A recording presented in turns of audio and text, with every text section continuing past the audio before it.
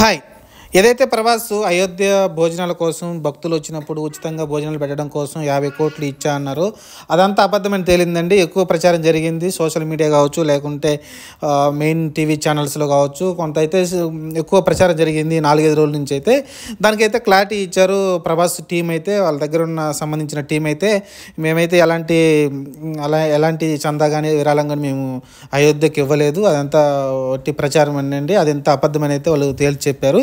ఓవరాల్గా అయితే దీనికి తెరబడిపోయింది. యాక్చువల్గా చాలా ప్రచారం అయితే ఎక్కువ జరిగింది. ప్రభాస్ 50 కోట్లు ఏదైతే 22వ తారీఖు అయోధ్య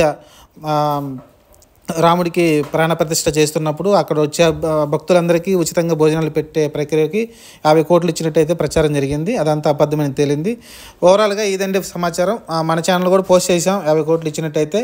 అది యాక్చువల్గా ఎక్కువ ప్రచారం జరిగినప్పుడు మనం కూడా పోస్ట్ చేసాం అనమాట. ప్రస్తుతానికైతే తెలిసిపోయింది. వాళ్ళ టీం అయితే అఫీషియల్గా చెప్పడం చూసాం మనం.